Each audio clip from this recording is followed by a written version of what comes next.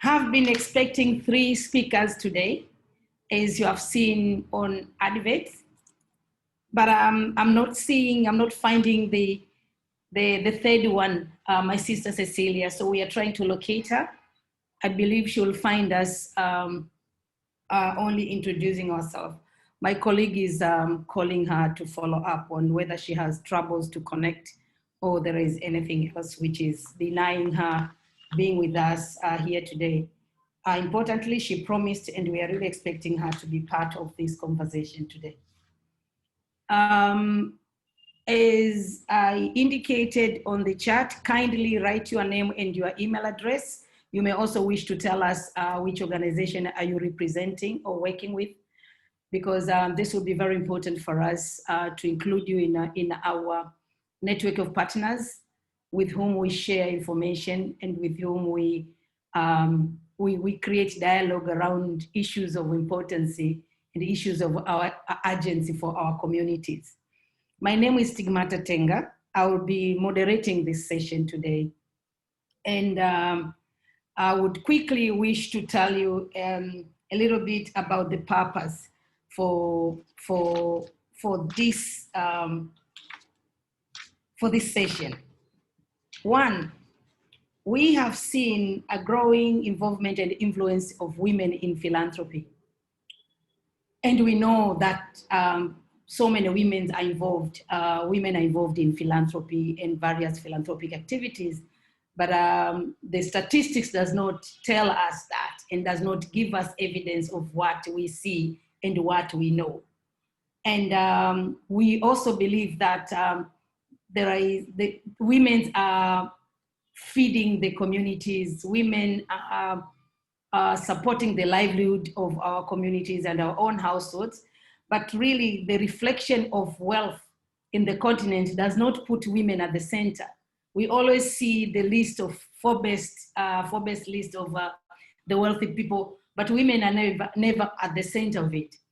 So at the African Philanthropy Network, we said, let's start to document different models of women philanthropy, and now prevailing and making available information and evidence about what women are doing and the contribution of what women are adding into the philanthropic landscape in the continent. And the women, so now we have decided to focus on at least one of the model that women are engaged with, which is, we are saying it's a village banks. They are called in many different names in the continent. They are not new. They have been practiced for centuries. And if you come to Tanzania, you will hear everyone talking about Vikoba. So that is a famous Swahili name for village banks. But I'm told in other places like Ghana, they are called Susu. In Zambia, there is a part that termed them as Chilimbani. And in South Africa, I've heard one of my friends says they are Stokvis. But I would be very happy to continue learning about how we call them in our different ethnic languages and in our different contexts. Because what we came to realize is that for every development model or development context, the development undertaking, the context specific matters. So once we know how they're called and what does it really mean in a common language or in English, it will help us to unpack. One thing that we have learned is that these village banks have similarity. They all are usually a group of 30 to 50 people. This is what the research says. They are a group of 30 to 50 persons. And also the research say this group is supposed to make small contribution monthly. But also the research says that these groups are governed by a strict set of rules, either written or unwritten, depending on the literacy level of the group. But one other thing that the research tells us is that if you breach one of the rules, then it's like you have performed a taboo. So you'll be either rejected or there will be possible potential financial penalties. So because we hear so many things about these village banks, and we believe on the models of philanthropy by women, and we are looking to promote those because the APN's mission is about reclaiming the power and elevating various practices of African philanthropy. We partnered and we received support from Africa Women's Development Fund to carry out rapid studies and develop a case study in different countries in Africa. To find out what is really the impact of these women village banks. And also we wanted to find out what are the bolts and nuts of these village banks. Who is sustaining them? Who is managing them? How are they running? How can they be sustained? So those are the questions which we had put across 3 researchers who helped us to look for that information in communities, urban and rural communities, and they came up with case studies. So today we have 2 of those researchers here, one from Ghana, one from Tanzania, who are going to talk us through the findings of the studies, where they had their studies. But I will also have a colleague of ours, sister of mine, who is going to really tell us the story about village banks. A sister of mine who is really living the village banks. You know, we always say we need to hear from the horse's mouth.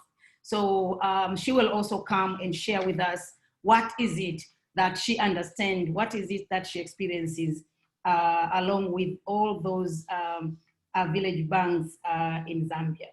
So today's webinar, we are going to hear, as I've said, 2 researchers and one lady who is a member of such village banks groups. I would like to introduce our speakers one by one. The first one is Pius Ngirwa. Pius Ngirwa is a program officer at the Anglican Church Diocese of Morogoro. And this Anglican Church Diocese of Morogoro is working in a very close partnership with the Norwegian Church Aid. Ngirwa's focus is on strengthening civil society in Tanzania, and he has vast experience in training and facilitating village banks in Tanzania. So we will hear from Ngirwa today, and we'll understand the way that all these savings and credit models operate. But second, the second speaker who will share with us today will be Cornelius Piernath, who is the development researcher with the Oxford Research Group, as well as an associate with Ghana Philanthropy Forum. His area of expertise is environmental and resource management, and he has done ample research on village banks, as well as other fields of development in Ghana.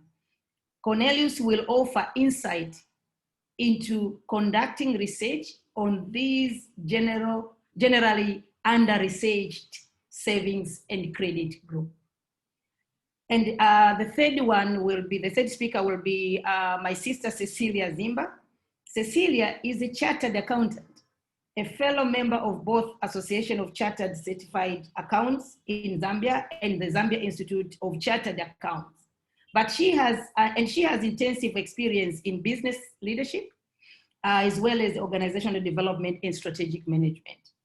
She also serves on various boards in both public and private sector. Today, Cecilia will provide invaluable first-hand account of being a member of a saving and credit group.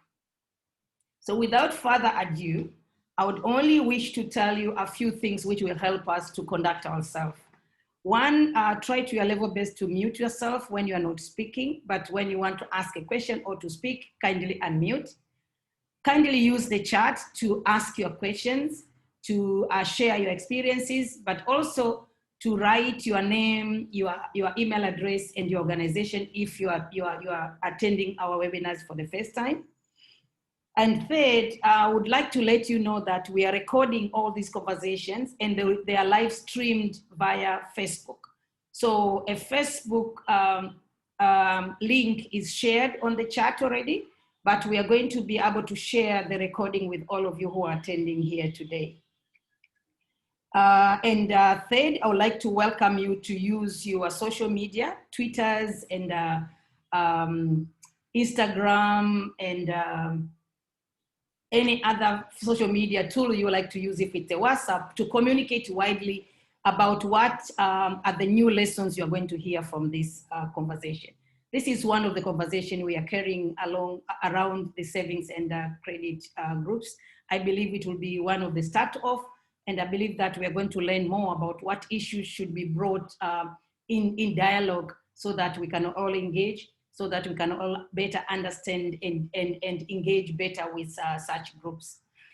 If I would have asked at the beginning, how many of you here are engaged with one or more village banks, I believe most of you would have said yes, you're engaged with one or more village banks. So because of that, I would like you to also use this opportunity to share your experiences. We will listen to the speakers, but we'll also provide time for participants to share their experiences, but also to ask questions or clarifications from our speakers.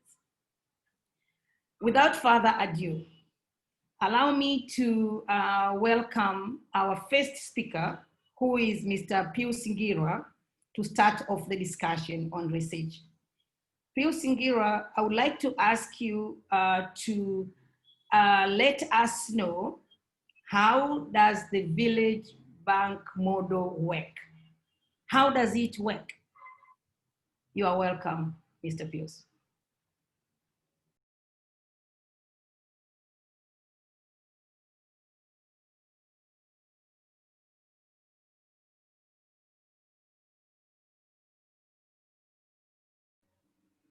I think you are muted. Yes, I'm now. Yes. Now you're pitching my voice? Yes, yes. Thank you, Madam Stigmata Tenga. Thank you, Madam Stigmata Tenga. I'm participating from Morogoro, Tanzania. As you had said, I'm working with Anglican Church, Diocese of Morogoro, supported by Norwegian Church Aid Tanzania. According to the conversation table, I'm on the side to bring out how does this Vikoba village banks that work in the different area where it's taking place. First of all, I think it's very important to understand what is Vikoba, because when you talk about model, you have to understand what is Vikoba. Vikoba is tailored as a microfinance program. It is designed to bring credits to low-income people, particularly women, whereby people from 10, 30 to 50 organized together to solicit their resources so that at the end to have an access to get capital to establish their micro enterprises. That's the nutshell concerning Vikoba. So how does it work?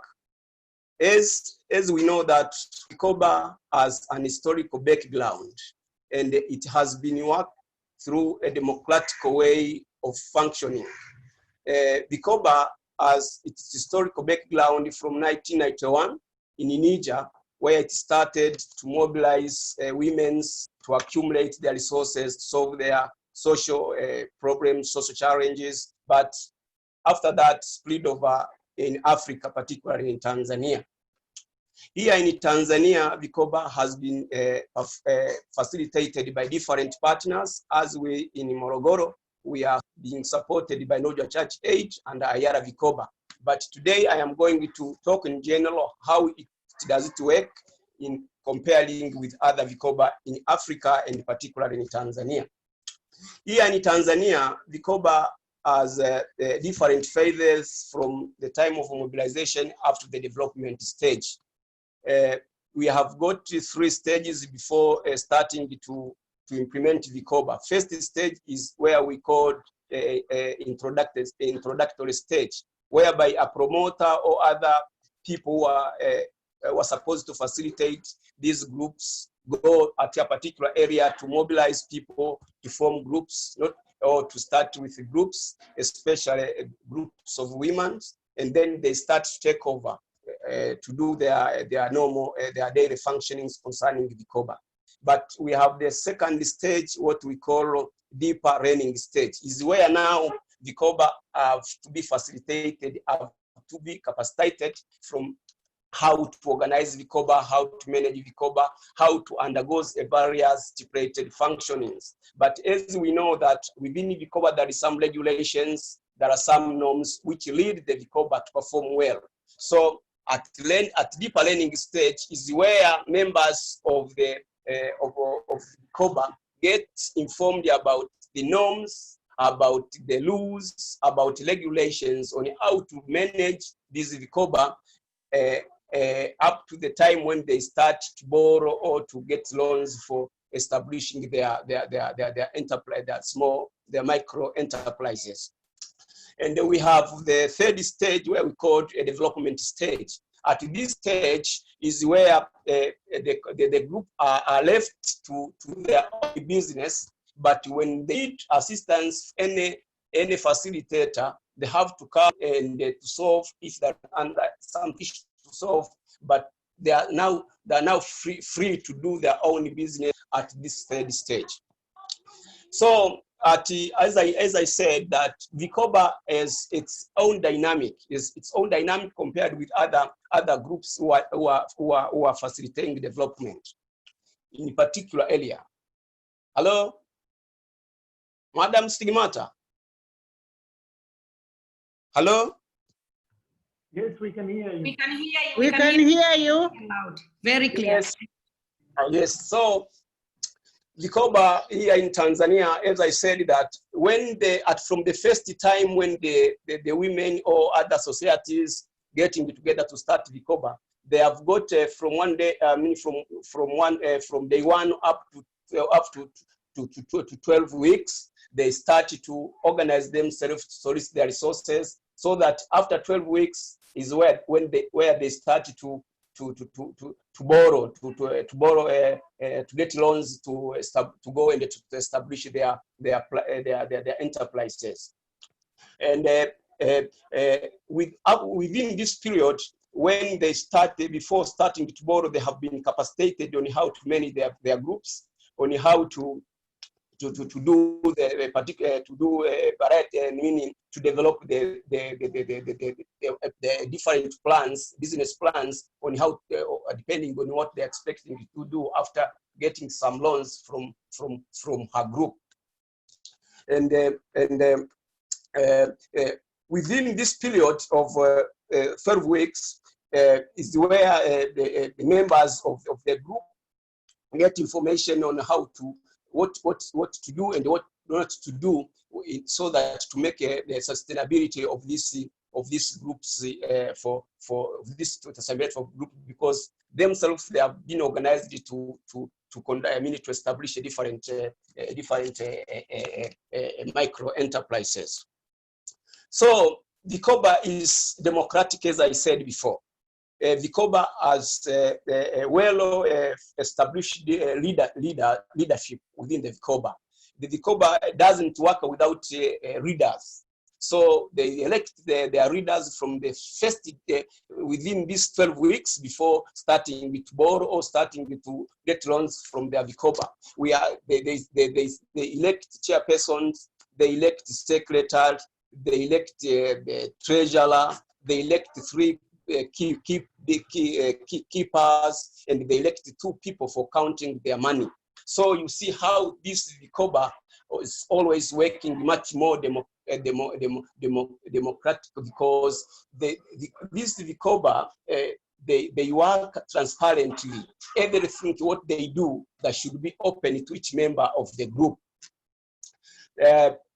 After starting now getting loans, and passing through these phases of mobilization and starting to get loans from different places, you see how this model now focused to help these women, because historically the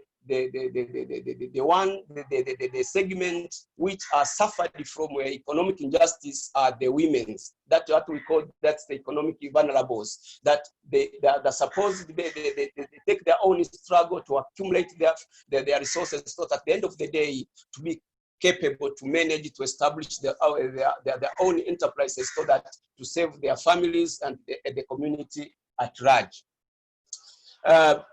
Vikoba under this leadership, which organizing the day-to-day development of these Vikoba, there are several meetings which are planned to regulate or to a day-to-day development of the Vikoba. In Vikoba, there are three meetings, group meetings. The first one is what we call the weekly meeting.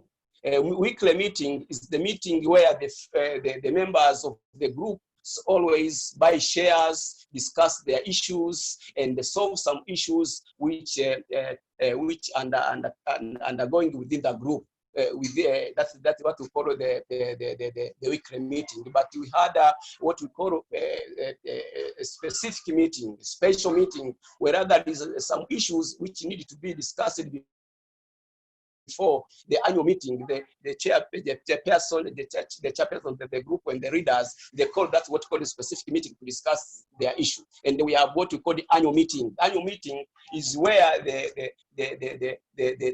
development of the group are discussed, but is where the participant now they can make some replanning for the second year. As you know, me, I'm working with Vikoba, which are so sustainable. They can't break their cycle. That's so continuity. So at the annual meeting is where now the participants of the members of the group, that they can decide to do what at the next year. That is how the Vikoba the works at in different places here in Tanzania.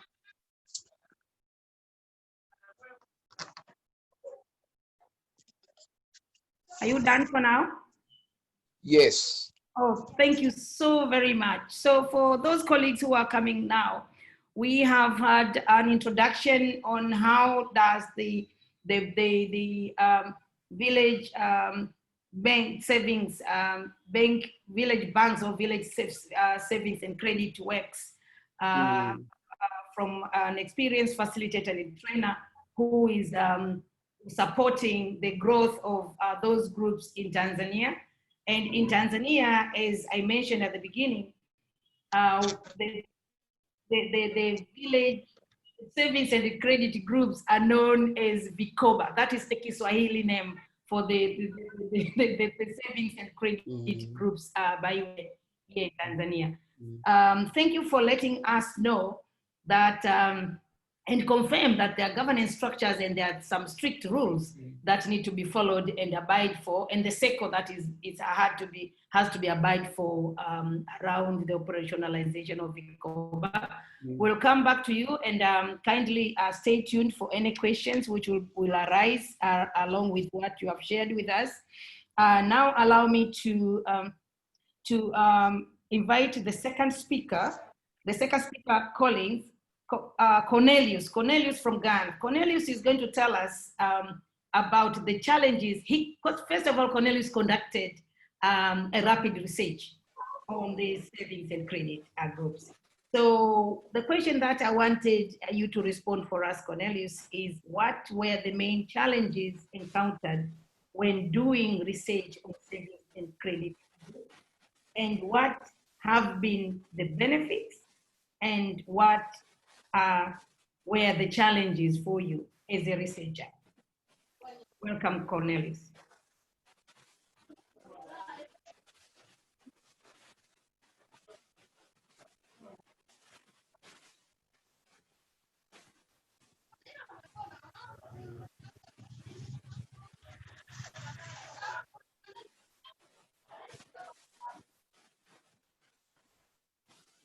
Kindly unmute yourself.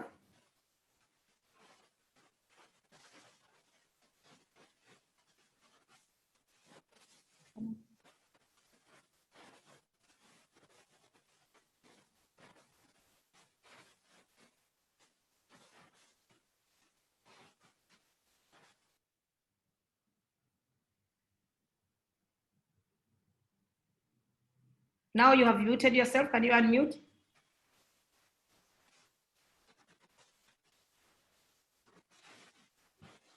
No, we still cannot hear you.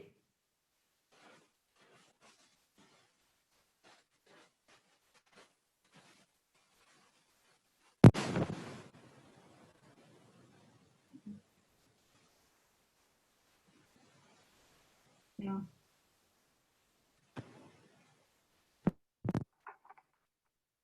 Hello. Hello? Can you hear me, please? Yes, now we can. Thank you so very much. Welcome. Now we can. You can hear me right now. Yes. Okay. My name is Cornelius K.A. Piena. I'm from Ghana. I am a development researcher with Oxford Research Group Ghana and an associate with the Ghana Philanthropy Forum. We conducted a research into village savings and loans associations, that's women groups, women credit groups. And my colleague speaker just mentioned a lot. He has taken us through a lot of how it works. I think it's not quite different from the context of Ghana. Ghana, we call these groups as Susu groups. And in some part of the country, like in the northern side, where I come from, we call them Dagibile. So it takes, yes, it takes the same content. It has different names given to AMRED, depending on the location or not tribe or the language and all that. Specifically, I am speaking on what were the main challenges I encountered or we encountered when we are conducting this research into the savings groups and what has been the benefits and challenges for me. As any research has challenges, we conducted a qualitative study that employed a key informant interviews with some of the players in the VSLAs, that is Village Savings and Loans or women credit groups. And we also employed a focus group discussions with some of these groups, and various findings came up based on the objectives and all that. Specifically talking about the challenges that I encountered during the study, first of all, I encountered finding study participants was one of the major challenges that I encountered. For instance, as a result of the COVID-19 spread in Ghana and all over the world, it's been quite we call it here the new normal. People have to adjust to their activities. People have to adjust to adhere to the protocols that are being employed. And this has at least affected their meeting times and then the meeting days. Some of these group members coming together and all that because of the COVID-19 protocols. So in reaching out to this group to have some key informations from them, and then to conduct focus group discussions were actually difficulties that we have to encounter and then overcome them. Upon arrival in some parts of the country, especially in the northern part of the country, people have a perception that others who are coming from cities and towns are likely or potential carriers of COVID-19. So these women groups, upon arrival of you, the researcher, people already have some sense of suspect, and you need to work harder to delude that from them before you can have some sensitive information from them. So we encountered some of these challenges, and we have to provide them with face masks. We provide them with liquid soap. After that, they wash their hands and all that before and after. And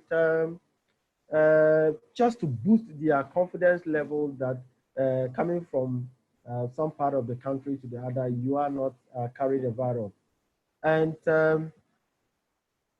This is also a major season in Ghana, both the northern, the southern parts of Ghana, especially in the northern part where you have a unimodal rainfall patterns. Farmers are all busy in their farms trying to catch up with the rainfalls and all that. So it becomes very difficult to get these women, especially when it is not their meeting days for savings and all that. But we already made some advanced arrangements whereby we contact community leaders like their family members or some unit committee members to get these groups informed.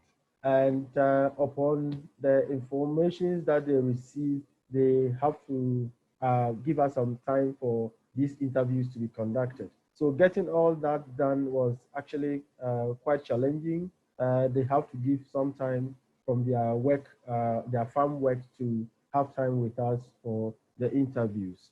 For instance, conducting the key informant interviews, I personally went to some of the respondents, farmers, farms to have some interviews conducted.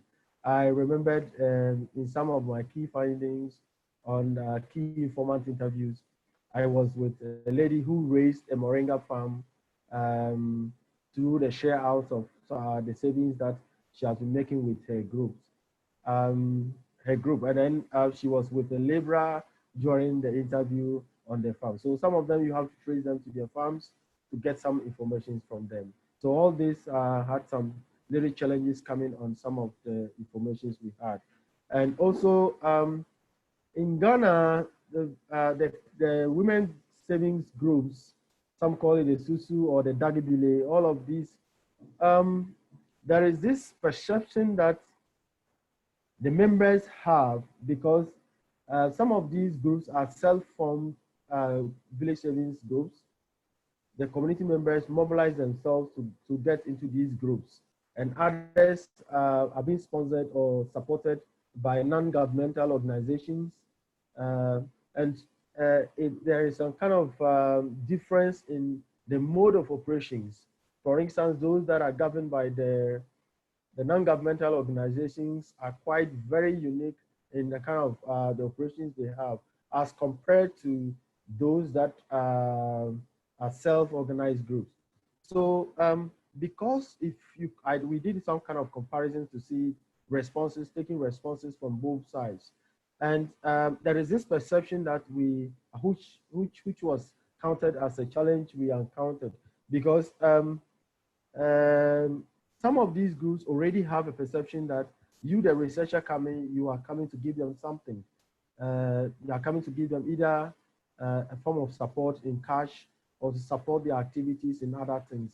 So those in the non-governmental organizations, women's service groups, because of the support and frequent orientations and trainings that they have from their organizations, as compared to the community self-owned ones. When we visited the self-owned ones, their perception was that, okay, we have also come to give them some support and all that. So sometimes they give responses that probably you can see it coming from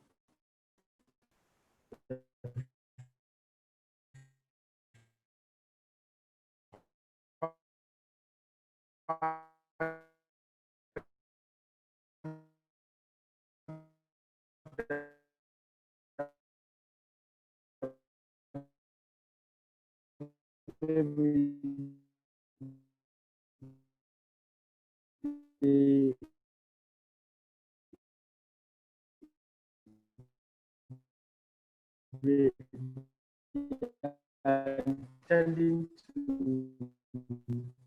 to look for some kind. And we also have encountered some confidentiality and for religion and traditions. We moderated the focus group discussions.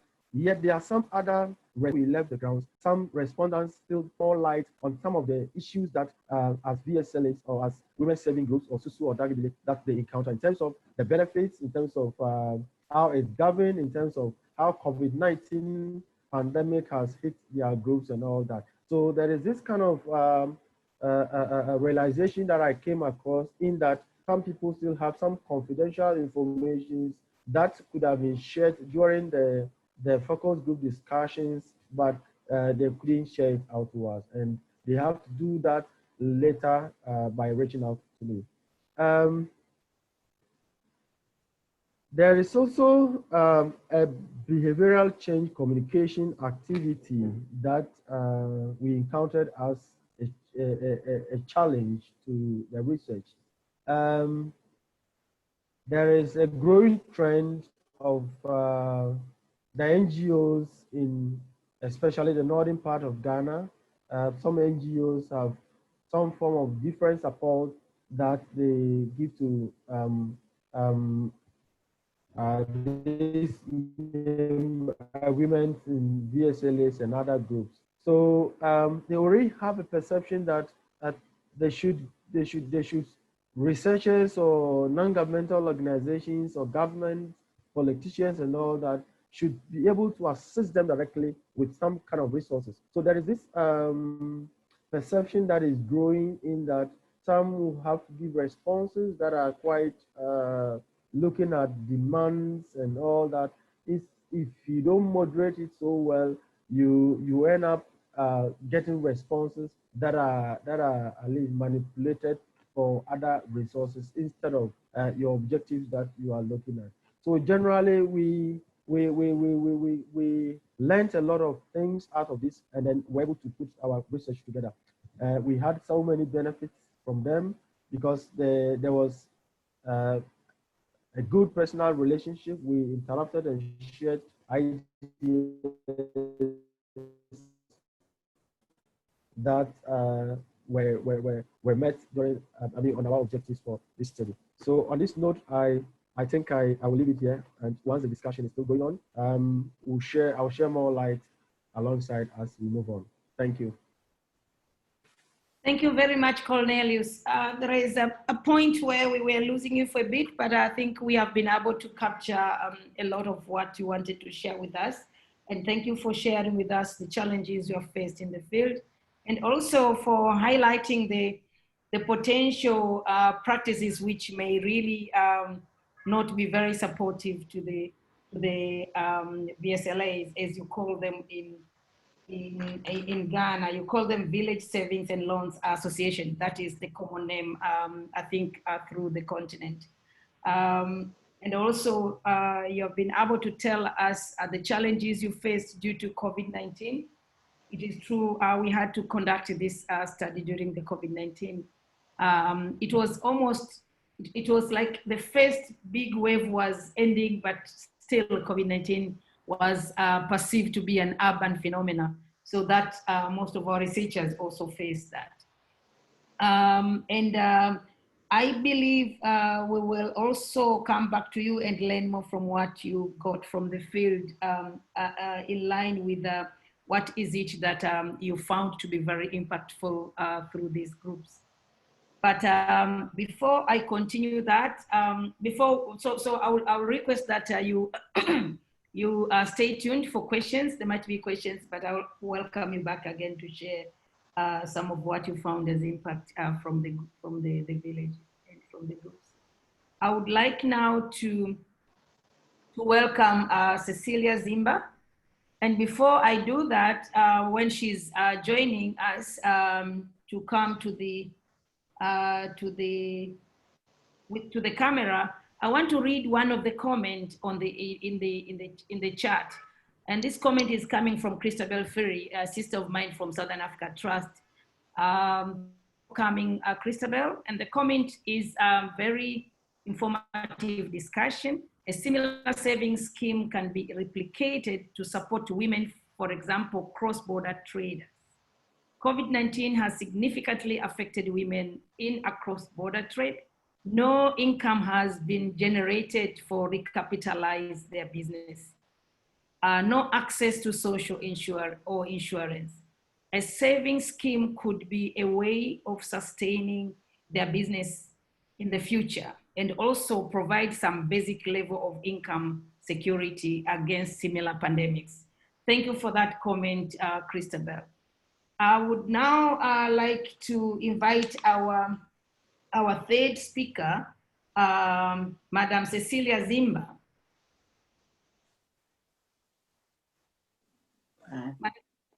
Thank you. Madam Cecilia Zimba is with us. Introduce her as a chartered accountant, but today we are going to see another side of Cecilia. Yeah. And she's Thank going you. to share with us really the side of the person who is a member of these savings groups.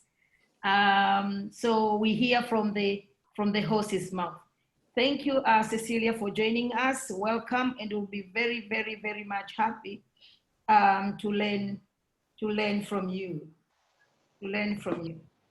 What have been your experiences with these groups, and what have been the benefits and challenge for you, not for the researchers, now for you as a member of the group. Welcome. Thank you so much, Dr. Tenga, for this opportunity. Before I share what my experiences has been in these various savings groups, I'll just give you a little bit of background of how the savings groups in Zambia actually started. I think, like I've heard in other countries, they're called by various names, but here in Zambia, originally, they were referred to as Chilimba. So what would happen is 3-4 friends would come together and agree on an amount which they would contribute and give to one member of that group. And each month there would be somebody getting a share. But then as time was going on, people started having these ideas of, why don't we come up with more or less like a savings group where we come together, maybe 12 of us, 10, 12 of us, we agree on rules, how much money we're going to save in a month, and then we start to lend each other this money, because clearly it's very, very difficult to access funds in the financial sector, especially if you don't have a regular job. You know, when you have no pay slip, you can't easily walk into a bank and ask for a loan facility, because they won't trust that you've got stable income streams or cash flows. So that was more or less like the background. So groups of about 10 would come together, and every month they're sharing, they're saving their monies, and they're putting interest. If you borrow, they'll ask you to pay a certain percentage. And at the end of the year, the cycle ends, you bring back all the money, you share out depending on what rules you agree to. So I did that like for 13 years, I've been doing that. And in the last like 2 years, I noted that the number of participants in the group was growing. We're having groups, initially small groups of people, 10 people, 12 people, but now the group started growing. There'll be like 25, there'll be like 30. I know that there are other groups that are facilitated by some NGOs, which would work with various communities to try and just empower the communities there. But at an individual level, seeing groups of people coming together because they've got a common purpose, it was becoming very clear that the women especially were becoming very aware that they had the power to actually bring together resources and be able to do great things. So even the money that they would save started growing. So I would speak in our local currency, which may not be very easy to relate to, but if I said initially we saw groups of people that would save as little as 500 kwacha. Kwacha is our local currency. It grew to like 1,000. It went to 2,000 every month. That's the minimum. And then in those groups, there are different earning capacities. There were those who are big earners who could bring big savings because they know that the interest that they're going to earn. Actually, one thing I must mention is the interest rates in these groups are very, very high, because you talk of 10% per month, or you talk in some groups, it could be as high as 15% per month. So if I borrowed in a group and it's at 10% per month, effectively, I'm paying 120% in a year. But if I went to the bank, I'll be able to borrow at probably 33%. But how easy is it for me to get that money in the bank? The bank will ask for collateral, which I probably do not have, or they'll ask me to give a pay slip to confirm I get a regular income. I'm not able to do it. So what's the easiest thing for me to do is to join the savings group. So in most of the groups that I've been, it has worked very well. But in the last 3 to 4 years, we've seen that so many women are doing this, and some of them lack the understanding of how these groups are supposed to operate. And then the defaults began to be quite prevalent. You'd see on social media, a face of a lady is being flashed all over. This lady is owing our group so much, she borrowed so much and she hasn't paid back, and this and that. So in my groups, because of the profession that I'm in, I've been treasurer in almost all the groups that I've been. So I started noticing one thing, that look, the amount of money that we women are bringing together. So the cycle would start at the start of the year. By the time we are dissolving the fund, which will be like in December, we've brought together so much money. And this money is just going to be divided depending on how many shares you had, how much interest you've earned. And then the following year, again, you start all over. So I said, but why don't we do village banking business? You know, we are saving money and we come together as a group for purposes of doing a business which ordinarily at a level of an individual, I wouldn't be able to do it.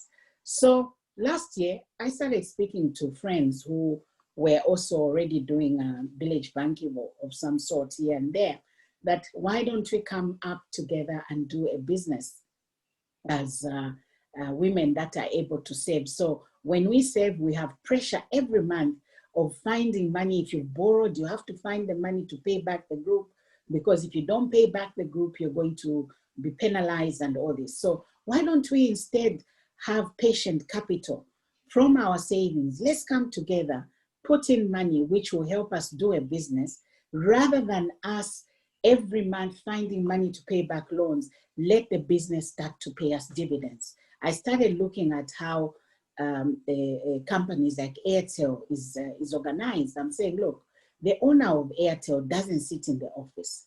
He just produced the capital that enabled the infrastructure or the backbone of the communications to be put in place. So let's look at what is the most simplest business we can do here. Agribusiness. I picked on poultry, egg production. In our country, we have like a deficiency in egg production. We're not able to find farmers that can meet the demand.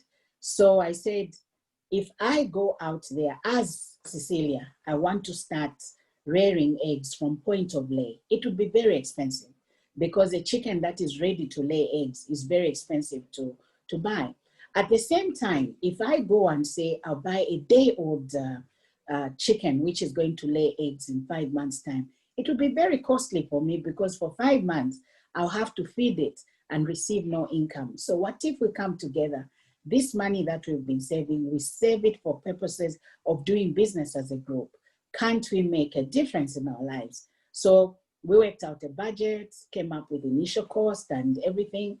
And we said, since we're doing this as pilots, let's all come in with equal shares. There's nothing like I can bring twice as much as what is required. So we just divided what was needed and we put in the money. We brought in point of lay chickens.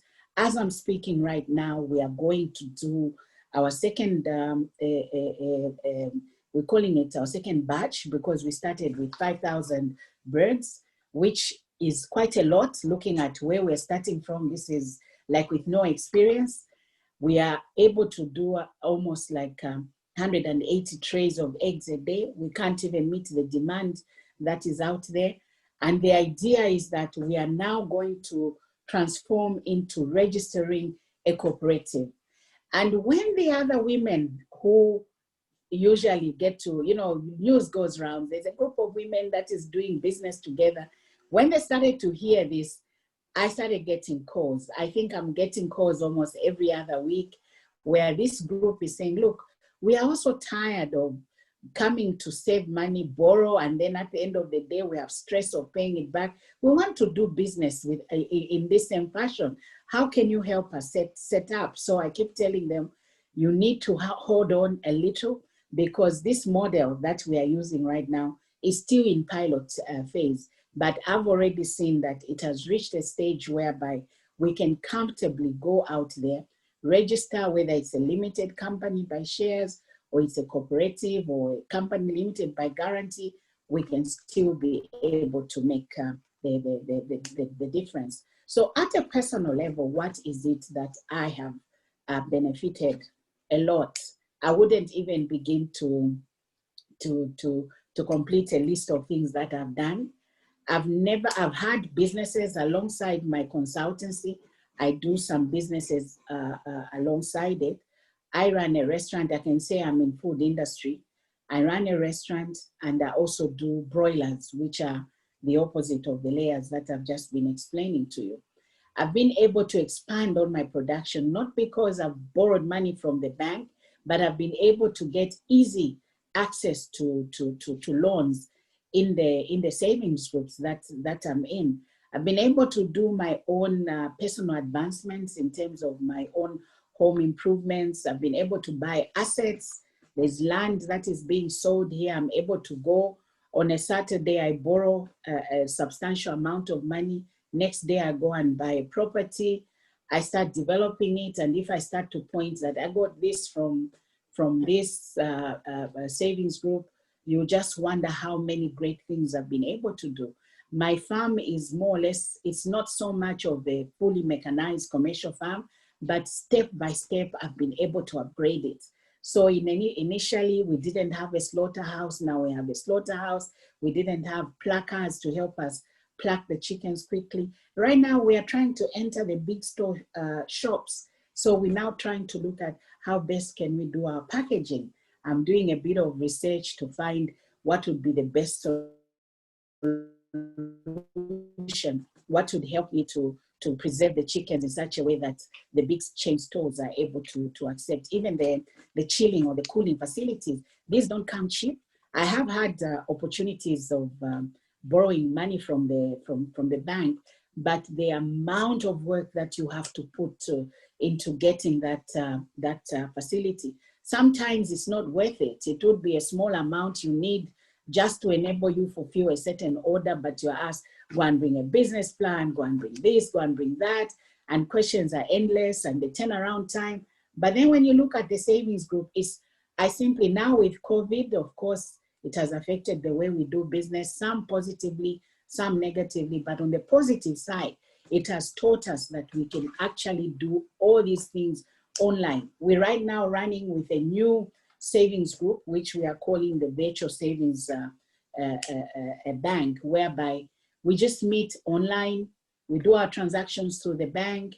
Anybody who needs to borrow, anybody who needs to save, all they have to do is just use the online platforms. And there are so many stories that I can share, but for now, I think I'll leave it at that. Thank you.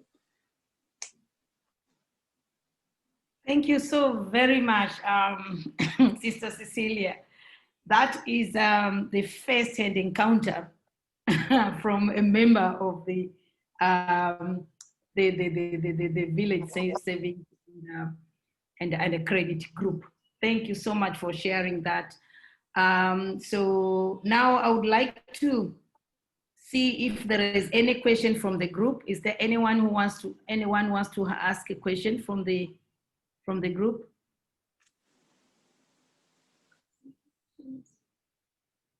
Anyone want to ask a question?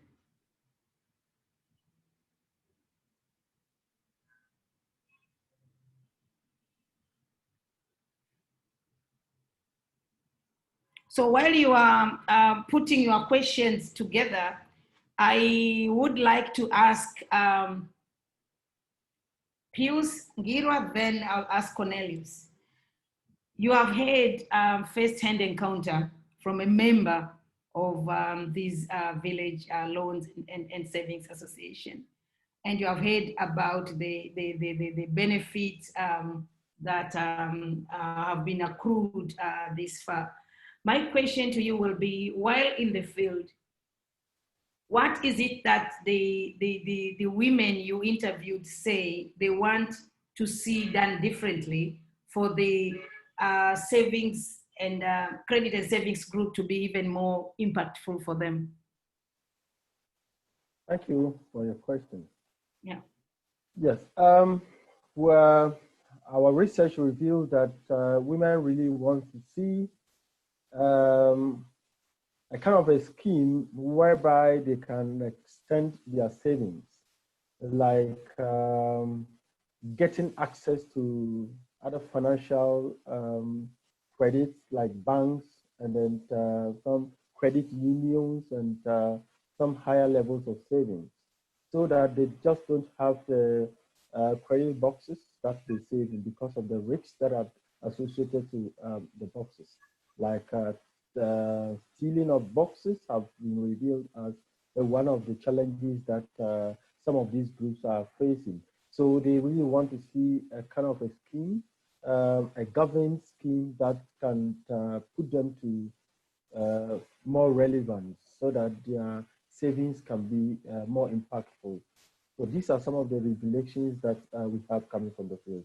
So if we can, if there could be a link of these savings groups to other financial institutions or other organizations or other government schemes that can also let them have access to more impactful. Yes, thank you. Thank you very much, Cornelius. I would like to ask the same question to Pius Ngiro. What is it Thank you. they say they want to see done differently for them, for the groups work to be even more impactful? Thank you, Madam Stigmata. During the study, the women almost saying that they need a skill training to be extended much, because they said that they lack some knowledges on how to establish and to maintain the business what they have.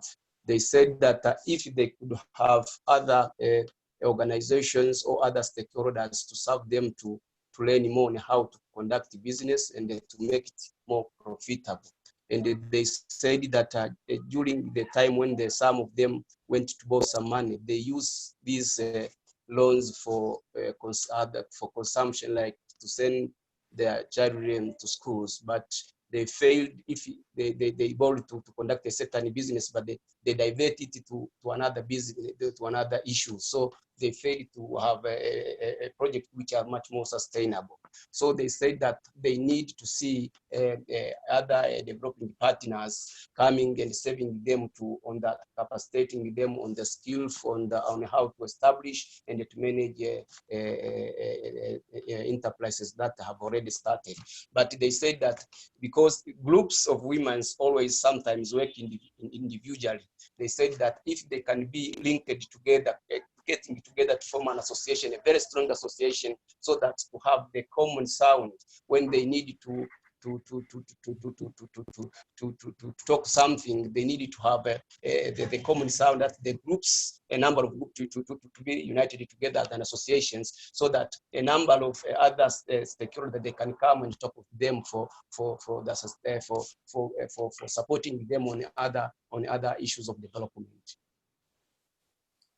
Thank you very much. Colleagues from the floor, is there anyone with a question?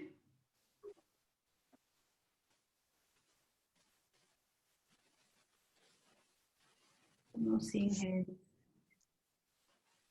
Okay, if you have a question, you can write it down on the chat. Use any language, you'll try to translate it. I'll be very happy again now to follow up with the same question to Madam Cecilia. Madam Cecilia, you have given us your personal experience, and you have narrated around the groups you are in or you have been engaged with.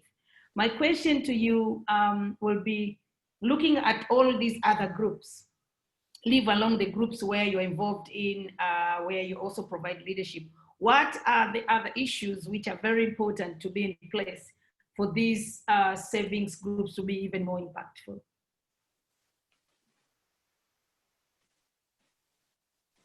I would say that what is very important is a system of governance, accountability, and transparency, Once these systems are in place, so you have a group that would have what they would call an executive.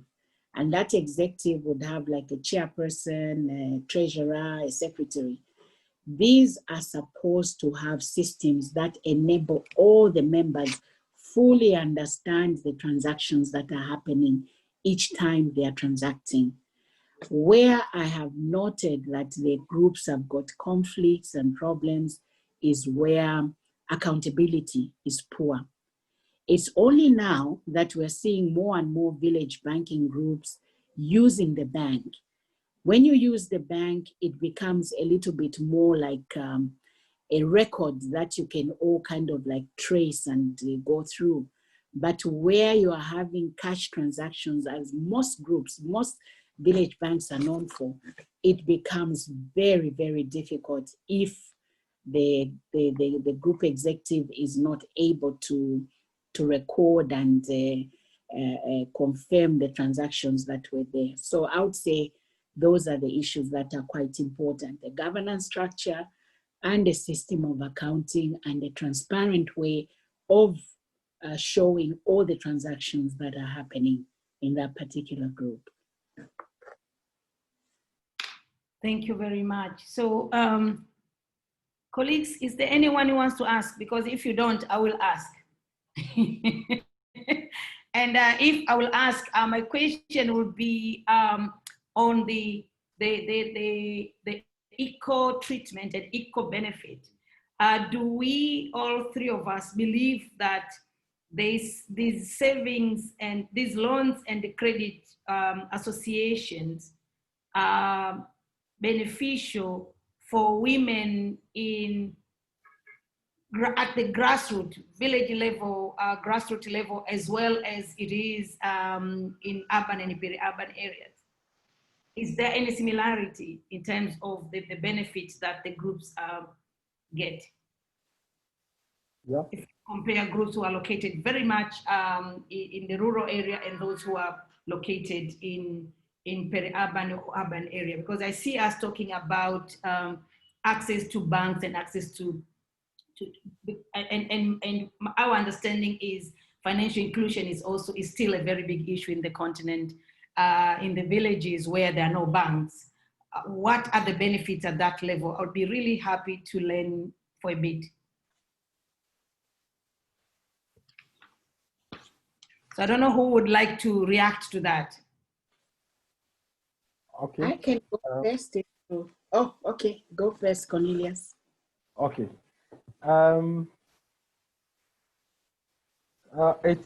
It's quite clear there is that similarities between these women in peri-urban areas and in villages with regards to the impact that these savings groups have. For instance, in Ghana, there is this trend, and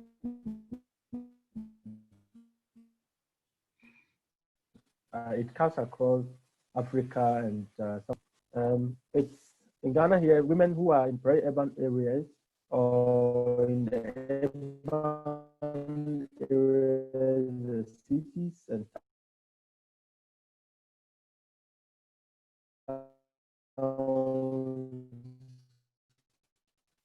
seems to have some kind of power than the women is quite changing, because the savings groups have come to boost that kind of social engagement with women and this kind of social and economic impact that these village savings and loan groups or the SUSU groups have for women.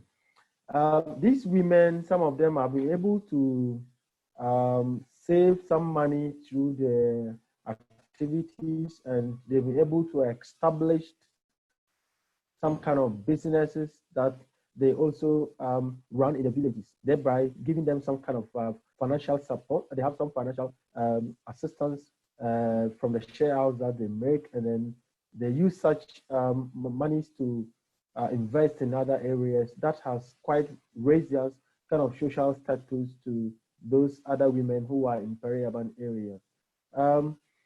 There are issues that are around for those that are in the villages, most of them don't equally or don't partake in some kind of social events that makes them have that kind of level with women in peri-urban areas.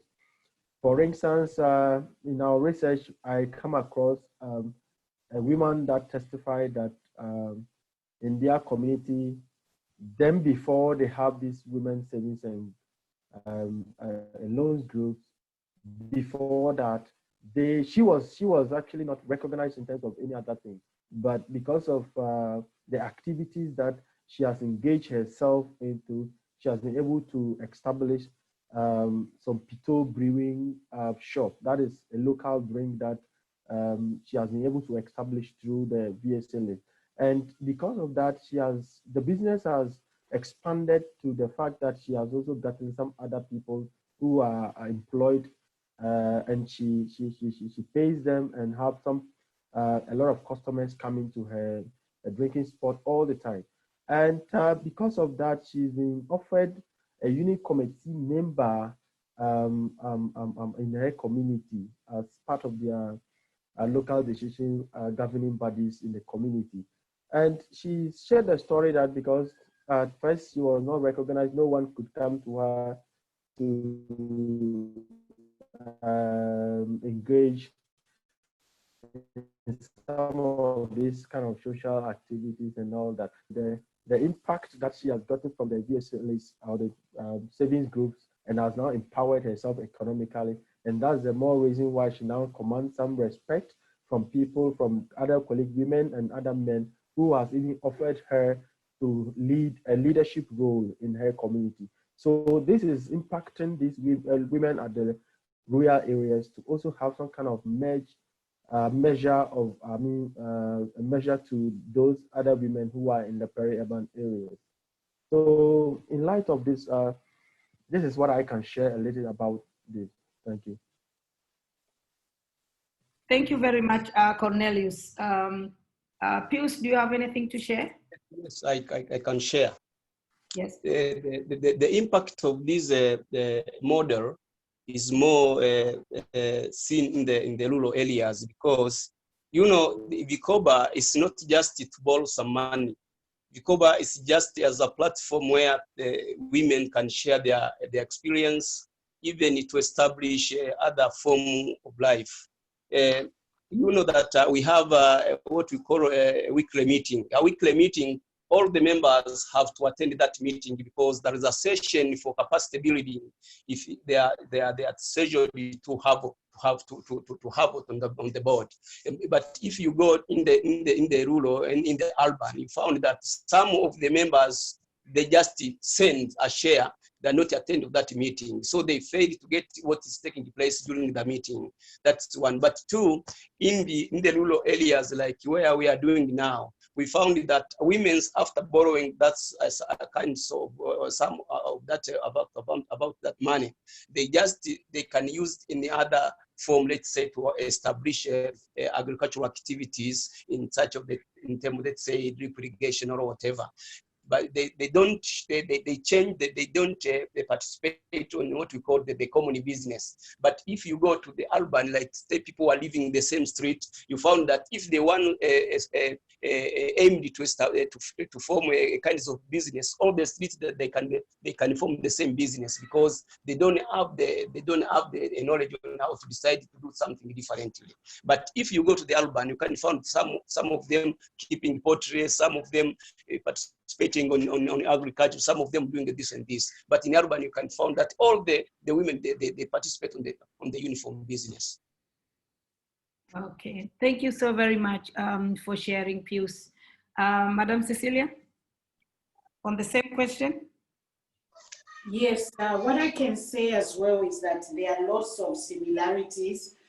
Much as I haven't shared on my experience with working with the community, I've actually been involved with some faith-based organizations that try and economically empower communities in rural areas. So you find that the benefits are definitely there. There's been in some areas here in Zambia where a certain activity, you'll find probably this particular area is known for, say, honey production, but these women there do not have the capacity to package or to put this honey in containers that would be seen to be good and able to reach certain markets. So when they access these funds from the village banks or the savings group or credit unions, they are able to get small loans either at individual level, and what is very key is that they kind of like insure for the others, so they become the security of the other person. So in a community which has like even 50 women, all these women act more or less like guarantors, and they're able to access these loans, which when they come together as a community, they're able to do great things. So I would agree that there are quite a lot of similarities. When you look at the lady or the woman in the urban area, she's also doing business, whether at a personal level. She's able to access those funds, which I said ordinarily should not be able to access in a bank. Thank you all, three of you, for responding to all our questions. Thank you for sharing your experiences. We are almost reaching the end of our session, and I'm seeing two very prominent questions on the chat. So I would like to read those questions, invite you to respond if you wish. Otherwise, we'll take them for the next round of webinar. But over and above that, I would kindly ask you for, in a very short sentence, to share one key message with the participant. What message do you want to leave with our participants of today? So the first one is, what needs to be done to address the information gap among women on the opportunities available for them in the financial sector? How do we assist them to ensure financial compliance to access credit? And the second one is, how is mobile financial services used to facilitate contribution, transparency, and self-keeping? So I'll be very happy to call upon each of you. You may wish to respond to the question, or you may wish to leave a key message with the audience. So I'll give you 1 minute each to wind up. We'll start again with Pius, then I'll go to Cornelius, and then I will finalize with Madam Cecilia. Thank you very much, Madam Stigmata. You know, these groups have to elect in Tanzania. We have what called Act 2008 of Microfinance Act, which need all the group to register themselves on the local governance, so that to comply the standard of the government, and the government aiming to assist on terms of strength to strengthen the capacity of these groups, perhaps after being registered on this Microfinance Act of 2018. But also here in Tanzania, we have already, let's say, we in Kilosa, we have already started to link those groups with mobile financial services through MCOBA. Some of the groups who have already registered on these mobile financial services, they are giving the testimony that is good, because when they issue the loans, every member of the group get such message. So they say that they get such message at their time, and now the transparent have been improved, because when the particular member received the loan, every member of the group received just such kinds of message, compared to the previous, that if the member didn't attend the meeting, a number of members who are there, they have decided to pass the loan to a particular person, but other without getting such information at your time. So using this mobile financial services would be helpful for the community to improve transparent, especially when the loans are being given to a particular person in the group. Thank you. Thank you very much. Do you have any message, or you have given your message already for registration? Was that your message? my message is that the group, particularly in Tanzania, they have to make sure that the group have been registered formally in the local government, so that the government to get an access to build the capacity that groups for sustainability. Thank you so very much. I appreciate that. Thank you. I'll now go to invite Cornelius. Thank you so much. The first, I'll react to the first, what needs to be done to address the information gap among women. I am thinking that the financial sector needs to develop a system of social marketing strategies, whereby we can get information closer to these women in the villages. Social media has now been the order of the day. For instance, in Ghana, so many activities in terms of marketing and all that is been channeled to the social media. For instance, like in the farming context, agriculture, whereby there are organizations that develop text messages, the form of voice message, some voice messages and some text messages in different languages that they send to farmers in terms of the weather conditions and then some market prices of goods and services. So the financial sector can equally develop such strategies whereby they can have these voice messages developed in different languages, whereby they can market their products or kind of link up with these savings groups for whatever assistance that they may have for them. Even the way of engaging them to open accounts or, save with them, or to engage them in some skills and financial literacy programs. So all this can be done, and that will break the gap of information that these women don't have. And also, the women savings and loans groups can also, credit groups can also we can think of bringing them together, depending on wherever they are. We register them, connect with some non-governmental organizations that are into them, and those that are not into, that has nothing to do with the non-governmental organizations, so as all to form a coalition. So you have a coalition of women's savings and loan groups all across. There should be a network of all of them. So if you have a network of that, you can seek for some financial, you can link them up with financial institutions and government bodies that are into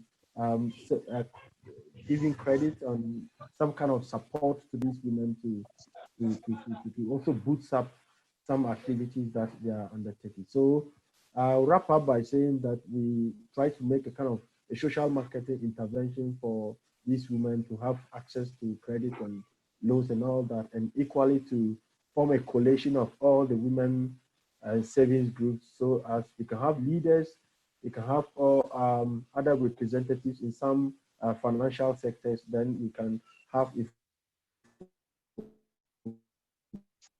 information transition to them at the local level. Thank you. The second, I would like to also share some little light.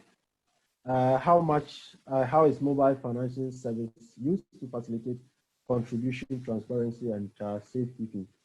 In Ghana here, most of these women savings groups or credit groups, the Susu and Dagbile groups, majority of the women who are into these groups, let me say, are not conversant with the use of mobile financing services. Some of them, because of how to transfer monies into contributions, to pay their contributions through a mobile network or all this. Most of them, because of some education rates, they really don't have that capacity to do that. But I think it's something that we can begin thinking of, so as we can develop some systems that they can equally contribute. For instance, in this COVID-19, part of the research we conducted was in line with this, because some of the women were not able to come together as usual to contribute because of the fear of the pandemic. And then if there were this kind of mobile financial services, they could sit somewhere, have some kind of mobile service to contribute to their savings without necessarily going to that and all. So I think not much has been done on that. So it's something to be thought of. Thank you. Thank you, Cornelius. Now I will invite Cecilia to respond to either of the questions, but also leave us with the key message from this conversation. Okay, I think in my key message, I would say there's need to create more awareness and there's need for more collaboration, because what is the effect of these savings groups or the village banking, as they might be called? It's an effect on an individual. It also has the effect on in the national economy. Look at the chain reaction. So if you create value, you're not only creating value for that individual that is participating in that group savings, you are creating value which would emanate in banks accessing cheap money, because these savings groups are becoming bigger and bigger, and there's more and more need for them to use banking services. So the banks, the financial sector, should come on board, create products and solutions that make it possible for that woman who is in the rural area, that woman who's in the urban area, to use their facilities, and at the same time be able to enable these groups transact without having difficulties. Transferring money from one place to another can be a costly and daunting task, depending on your jurisdiction. In some countries, you can only do mobile transactions up to a certain value. But if we are creating value which is going beyond those limits, you'd find that the benefit that is spilling onto the entire universe of the financial sector is much, much more. So my message is that whereas banking is necessary, I don't think that banks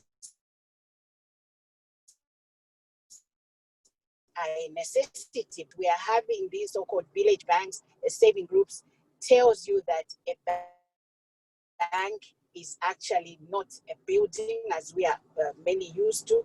A bank is simply a system that enables you to put your resources or your funds together and be able to transact from there. I thank you. Thank you so very much.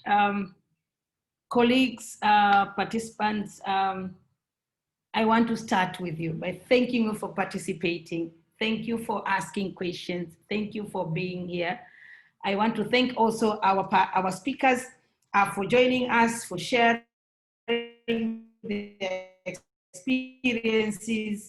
Really thank our partners and collaborators, African Women Development Fund, for giving us resources to be able to carry out this study and to be able to share about this study and elevate this women's model of philanthropy. All of us here who attended the session today, I really wanted to thank you and let you know that Africa Philanthropy Network is a network of individuals and partners within the continent and its diaspora who are really looking to reclaim the power in various models of giving in the continent. And we want to reclaim and we want to retain that power to respond to the urgency need of the community, and to retain that power so that that power will put our own people at the center of their own development, which is not happening today. To retain that power in our different models of giving so that we can as well as see a better mobilization and effective distribution and impactful use of various resources and assets we have in our communities. So I think the conversation here today confirmed the fact that women are giving cycles, I'll call them cycles because we have all spoken about a cycle, a 1 year cycle, which some of us are breaking it to go beyond the cycle of only borrowing and giving money to also investing on something else. And this to the village banks, which are a little bit more professional. But I think at the center of all that is to ensure that we are responding to the needs of the marginalized in our community. As we have said, those who are socially, economically disadvantaged are women, but women do not use these resources for themselves. Women use these resources for the welfare of their families. So let's continue to promote the various models of African giving, because this is the way to go. And let's continue to make sure that other sectors, especially our government, have recognized such models as women philanthropic models, as women giving cycles, to support them and make sure that whatever that is being done around those savings and credit groups is really benefiting the group members. But because by benefiting women group members, we are benefiting households, we are benefiting families, we are also benefiting communities. Again, I want to thank you so very much. You will all receive recording from here, and I will do some bullet points, notes on takeaway from this conversation. We'll share with all of you who have participated here. But importantly, because you gave us your contacts, you'll be receiving newsletters from us, and we produce newsletters on monthly basis to update you on what type of models are there in the continent, what tools work, what does not work. And also we invite you anytime to come to us and tell us, we would like us to discuss this topic through the Africa Philanthropy platform, because we believe that this is a very, very safe platform, and it's the platform which really voice out the needs of Africans within the continent and in the diaspora. Again, I thank you for your time. Again, I thank God for keeping you all well until today. COVID-19, when it came, it was a very scary pandemic, and it has disrupted all our lives. We have been talking about the new norms here, but with this new norm, I wish you all the best. I wish you very, very best in your endeavors, and may God bless you and your work. Thank you all for participating today.